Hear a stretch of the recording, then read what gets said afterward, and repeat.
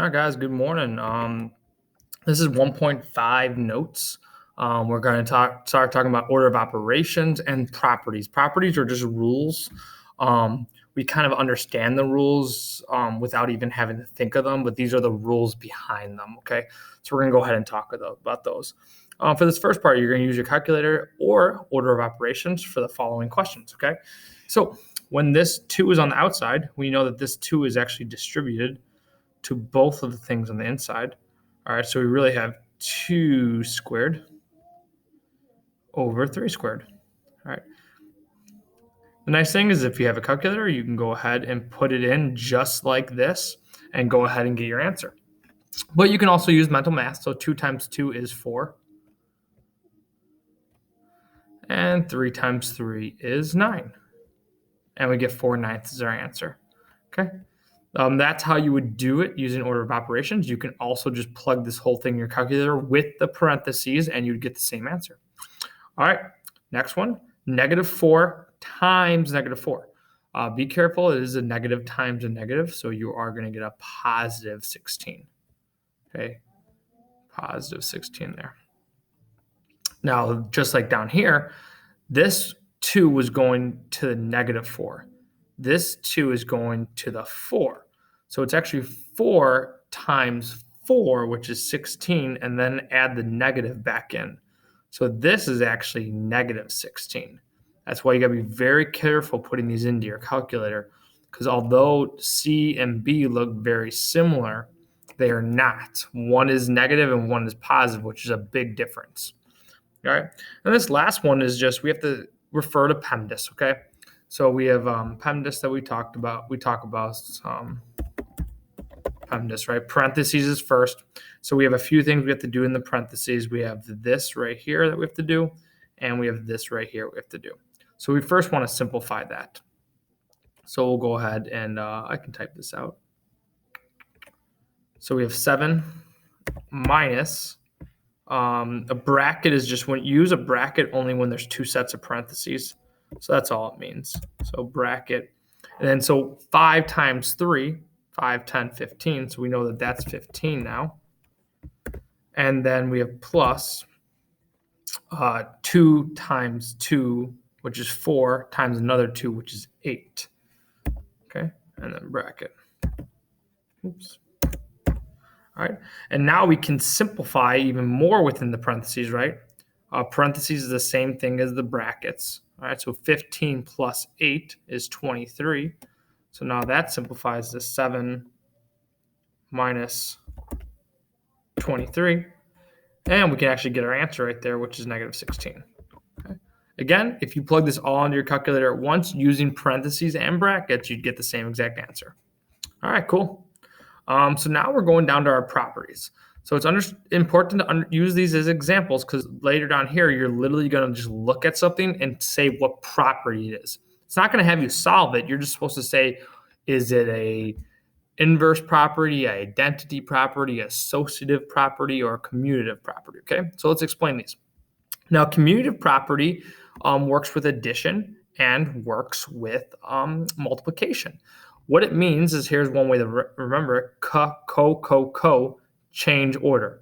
So with commutative property, we can change the order and the answer's still going to come out the same.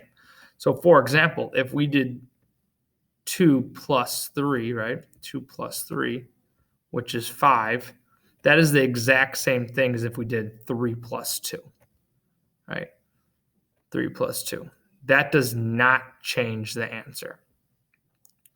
So with addition, it doesn't matter which way we do it, we're still adding it all together. Subtraction, that does not work. Division, that does not work. But multiplication, like right here, if we did 2 times 3, 2 times 3 is 6, and then 3 times 2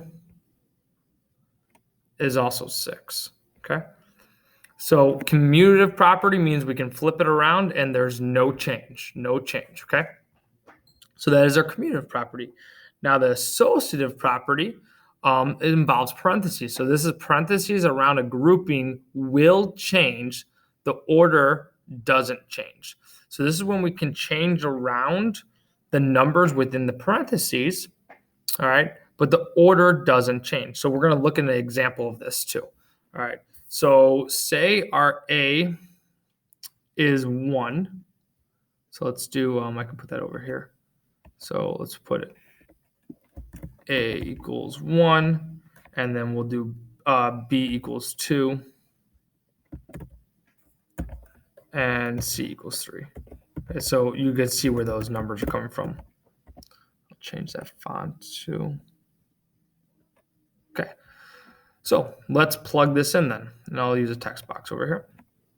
So we'll do 1 plus 2, and then plus 3 on the outside. All right. And now does that equal, this is what the property is talking about, does that equal 1 plus parentheses 2 plus 3? All right, so notice all we did there, all we're doing is moving the parentheses around.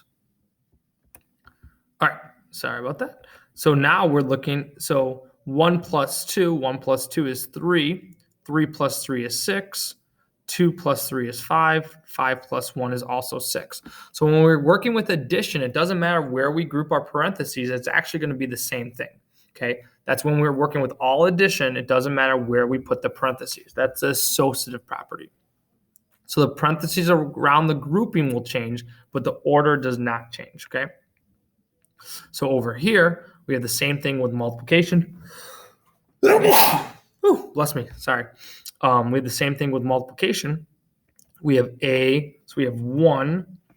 We have 1 times, I'll use a star for that, 1 times 2 times 3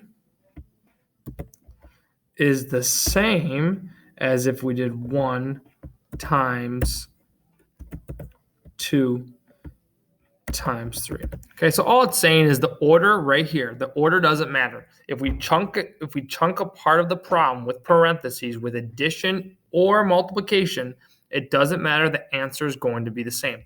This is the associative property. So someone at some point proved that this is the case. They tried a bunch of different things. It always turned out the same. And so they named this property as the associative property, the commutative property. Now we have an identity. All right, identity equals itself. So identity equals itself. What's your identity, right? Who are you? Think of a mirror image. So like if you're looking into a mirror, right? Like with 0, right? So 4 plus 0, we're still going to get 4. 5 plus 0, we're still going to get 5. So if I took, negative 2, and we add nothing to it, well, that's its identity, right? We're still going to have negative 2. Okay, so the identity does not change. All right. And then this should be an equal sign right here. Sorry, guys. So another version of that is when we multiply anything times 1. Well, anything times 1 is itself. So 4 times 1 is 4. Negative 2 times 1, equals negative 2. Okay, so with the identity, that just means we are changing something to the problem, like timesing it by 1 or adding 0, but really the problem is not changed. It's still itself. All right, so identity is when the equation ends up being the exact same. All right, the inverse. Inverse means opposite or the reciprocal. So the opposite or reciprocal of the original number. All right. Inverse is when we're looking for a number that is the opposite or the reciprocal, okay, of it. So notice this, 5, all right, we got positive 5, and then we have a negative 5, okay? They're both 5. They're on different sides of the 0. They're the same space away from 0, all right? But they are the opposite of each other. A positive and a negative number are the opposite of each other. So this is an example of the inverse property. If you take the inverse of two things and you combine them, you're going to end up with 0, okay? It's like if I took 5 steps to the right, and I took 5 more steps back to the left, I should end up exactly where I started. Now, the same thing with multiplication. If we take 5 and then we times it by, so this is technically like 5 over 1, right? If we take 5 over 1 and we times it by 1 over 5, we should end up getting the exact same answer as 1, right? So it's like if I took 2 over 1, and I times it by 1 over 2, well, 2 times 1 is 2, and 1 times 2 is 2. 2 divided by 2 is 1. All right, so when the inverse of each other with multiplication, that works as well. Okay, so inverse is when you have two things that are the opposite or reciprocal of each other. Multiplication by 0. This is easy. Any number multiplied by 0 is 0. Okay, we kind of understand that. We know the rule, but any single time 0 is multiplied by any number in the universe, we have 0 as our answer. That's a very easy one to remember. And the last one is the distributive property. Okay, this is probably the most important one. This is the one that we're probably going to use the most throughout the year. Is the only property that contains multiplication and addition. So these are all these properties have their own. So this is only addition that it works with. This is only multiplication that it works with. This is going to work with all of it together. Why does it work? Well, with distributive property, we distribute this 6 to both terms on the inside. Okay, so 6 times a and 6 times 2, which ends up giving us 6a plus 12. Distributive property is when there's a number on the outside, you multiply it to both numbers on the inside, and you equally distribute it to everything inside the parentheses. That is the distributive property. So right down here, example number 1, we're going to look at these, and we're going to decide what property is it. All right. So I'm going to go ahead and I'm going to do A and B for you guys. And you're going to try guessing on C and D on your own. Okay. So when you guys turn in your finished notes, I should see these done.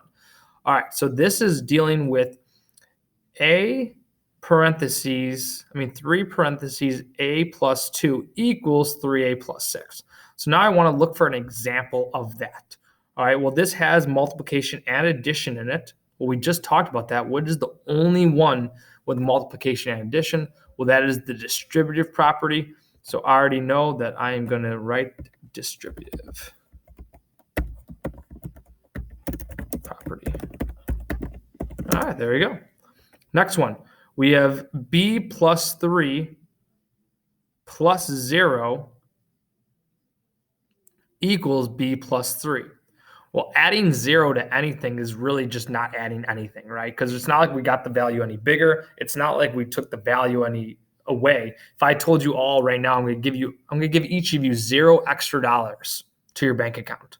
Did I really change anyone's bank account? No, I didn't take anything away. I didn't add anything to it. I'm just telling you, hey, I'm going to give everyone in this classroom $0 extra. So what? So which one of these can we add 0 to, but we still have the same base? All right, well, that's an identity. Identity is when you take a value and you add or multiply something to it, but that value never changes. That is our identity property.